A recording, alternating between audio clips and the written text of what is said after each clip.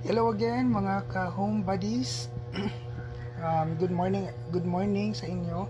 So, um, just a story lang or i-share ko lang sa inyo na today after my shift, like after 6 a.m., hindi agad ako natutulog. So, ang nangyayari, tumutulong muna ako sa misis ko to prepare for our two kids in preparation for them to go to school. So, yan talaga yung usual routine ko.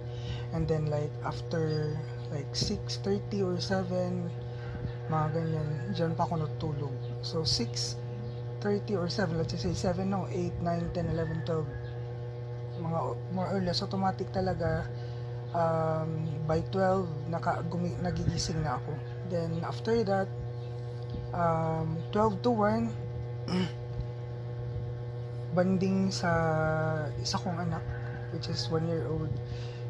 Ang ano ko lang talaga is hindi talaga hindi siya easy peasy or hindi madali yung pagiging VA or working at home, because you will need to balance also your time to your work, and then to your kids if you have your own family, and for yourself. So yun talaga, it's not easy to work in a home-based setup. If yung nakakapanood nito is sasabihin lang nila na magandang magtrabaho sa bahay, yes, pero in all honesty, hindi siya madali.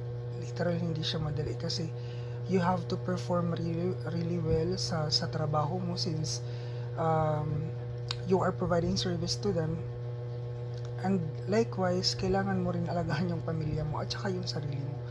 So it's quite different sa normal na trabaho. Like example, when I was working in a corporate world, malaki yung pagkakaiba nila kasi in my corporate world, all I have to do is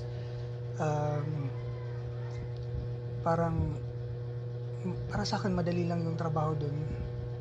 Hindi naman siya gaano madali, pero parang easy na lang siya kasi routinary lang.